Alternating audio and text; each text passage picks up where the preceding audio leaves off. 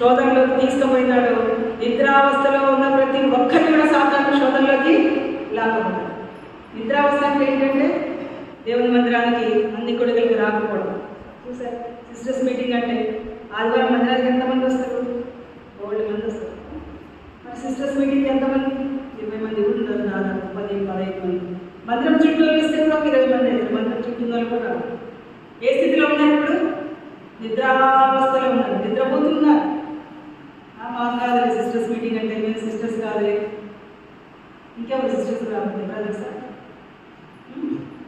మేము సిస్టర్స్ కాదంటారు. కాదు వాళ్ళందరూ అదే అనుకుంటారు. మేము సిస్టర్స్ కాదు, స్త్రీలం కాదు, మేము బ్రదర్స్ అనుకుంటారా? మరి ఎవరు అనుకుంటారో నాకు అర్థం కాదు.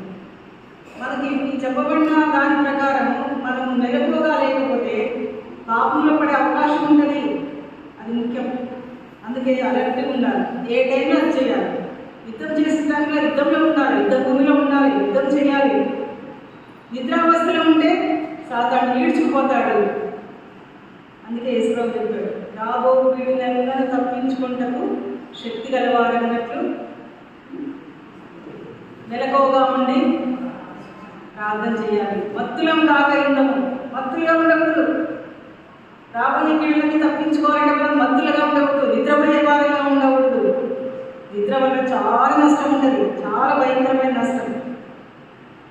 నిద్ర అంటే ఈ నిద్ర కాదు, ఎప్పుడు పడుకొని సోవర్ణంలో ఉండే నిద్ర కాదు, ఆత్మసంబంధమైన నిద్ర. ఆత్మీయతలో మత్తులమైపోయి నిద్రావస్థలో ఉండి మరి ప్రభు కొరకు ఏం చేయలేని స్థితిలో ఉన్నారు చాలామంది. నిజంగా అనేది ఏం చేస్తున్నాం? మనం ప్రభు కోసం ఏం చేస్తున్నామా?